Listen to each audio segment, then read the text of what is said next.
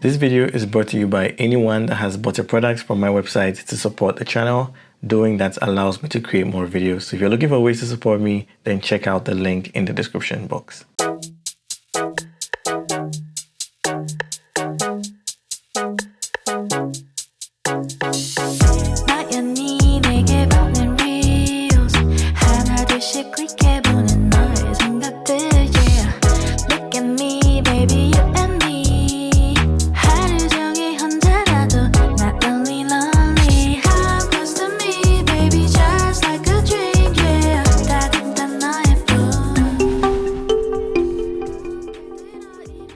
Hi Lori. Hi. Are you ready for today's video? Yeah. Awesome.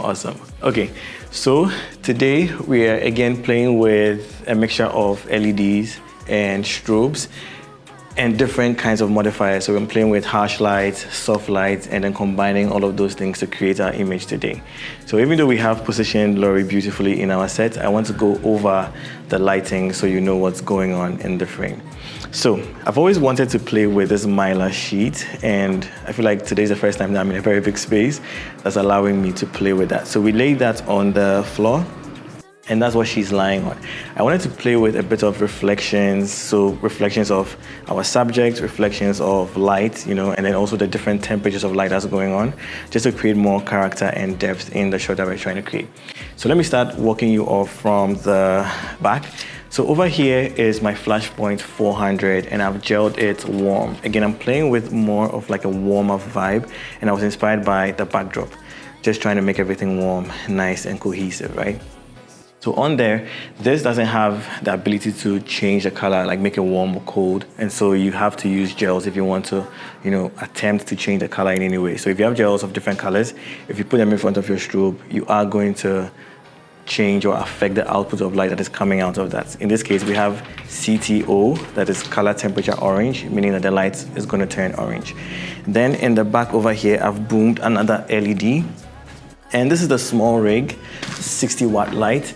It's also bicolor, meaning that you can make it warm or cool, and I decided to warm it up just to give a little bit of hair light over here to add some separation from our backdrop, right? Now, this backdrop is also a warm tone, and she's quite a distance from it so that we don't have a lot of light hitting the backdrop. And this is just going to make it go a little darker, add a bit more mood in there, again, just to add some bit of separation. Now, in the front here, I have stacked two lights. The first one is my Explore 600. And on top of it, I have a modifier that is focusing the light, especially just around this area, because we want to add more of a focal presence to her face, because I feel like if you're looking at an image and there's a person in it, you have to see the person's face. So I want to dedicate those lights just to her face, so it's like almost like the brightest part in the frame. And then I know that because this light is also very small, it's going to make the rest of the image a little bit dark. And that is why I have this really large 60-inch softbox, and on there it's just almost in the same direction as our main light, just filling in, reducing the shadows, and then helping us see the texture in the frame. That's pretty much everything that is happening in the frame right now.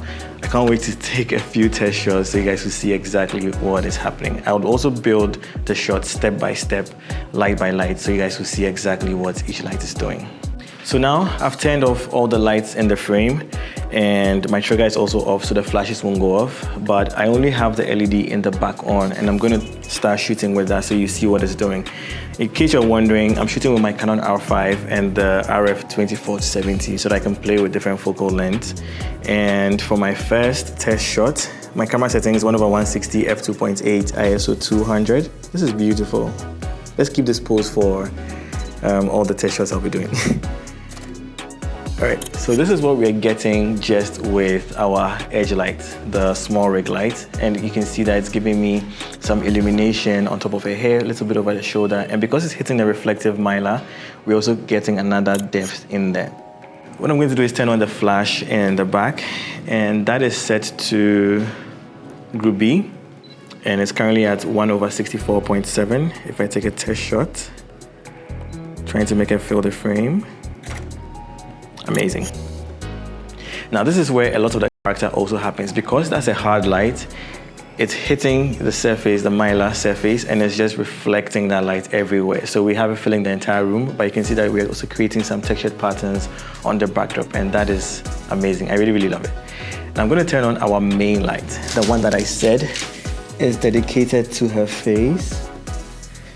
All right, and that is group A. And I'll just set that to 1/128 because I don't want it to really, really affect the shot that much. Okay, so I'll take another test shot. And this is what we have. So now you can see that before I turned on the main light, we didn't have this definition. I'm talking about the shadows on her face. You can see that over here we have this defined shadow. And that is what I don't really want to be present. I know that we're playing with, you know, textures and hard lights and things like that, but I just want to make it a little bit softer. So that is where my final fill light, which is the LED, comes in. And if I turn that on, I also set that to a warm tone so that, I mean, it just blends everything that is happening in the frame.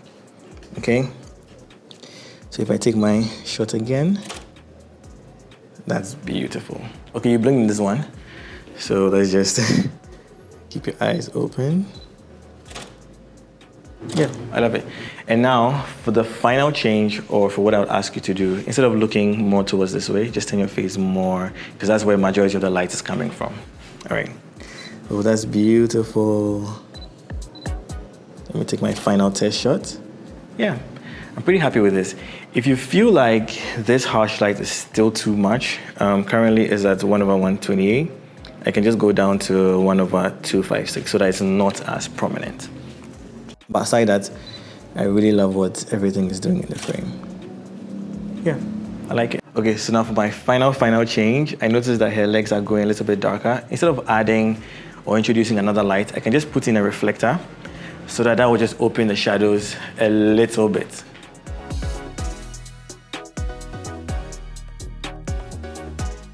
Okay, I hope this is enough to do what it's supposed to do.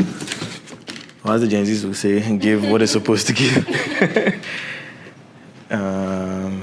Yeah. Let me just take another test shot and see where we're... Yeah, still keep your face in that direction. Beautiful. So now we have a very balanced light going on. I love the shimmer on his skin. I love the shimmer in the... Like, everything is just working. Are you ready for us to take our pictures? Amazing. I love it. Okay, cool.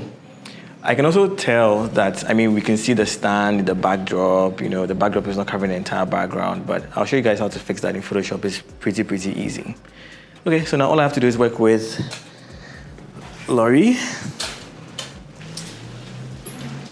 to get our shots.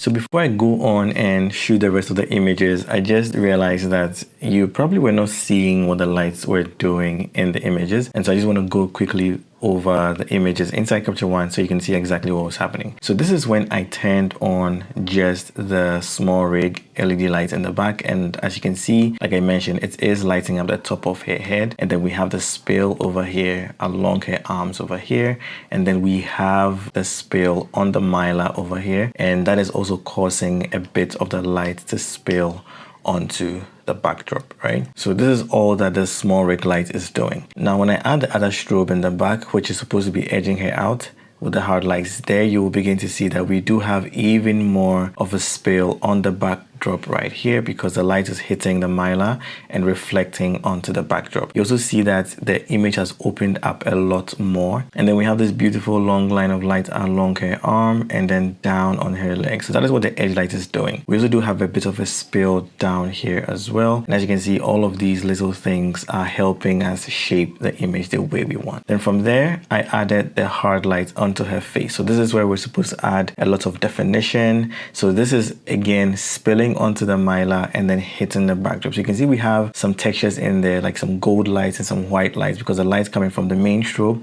is a white light, and we have that spill on her skin and then on the backdrop.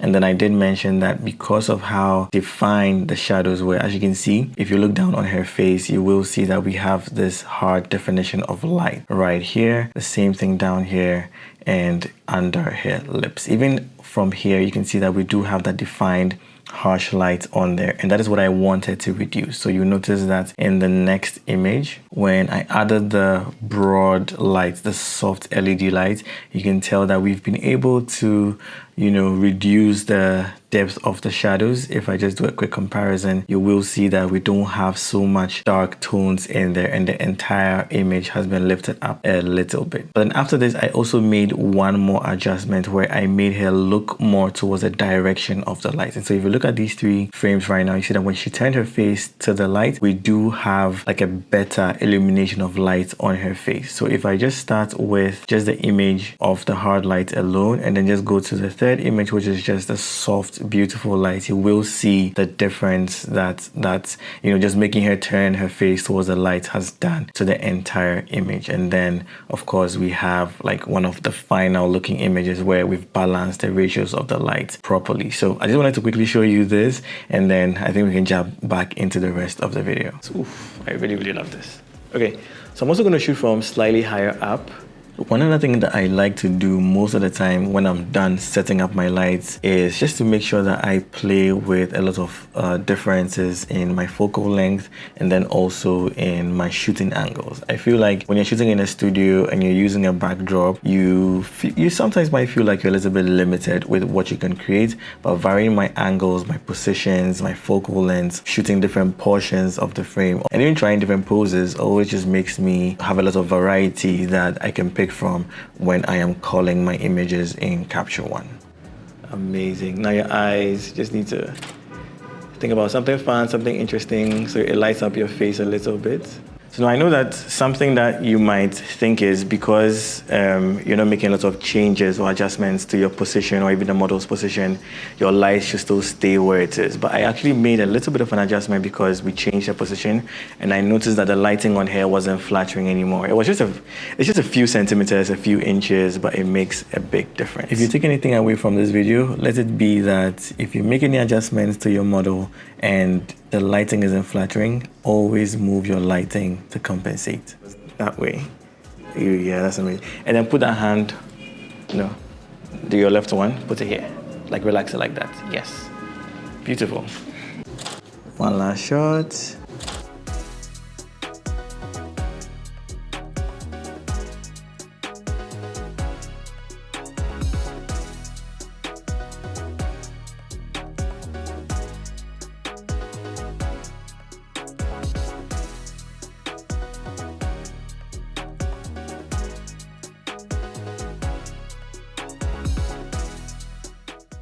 So that's been it for this video. Let me know your thoughts in the comments down below. That is what that box is for. And if you want to see more videos like this, let me know as well. Also, check out my digital store. I have amazing products that would help your photography game, like my skin tone LUTs and my actions. Check it out, and I'll see you guys in the next one.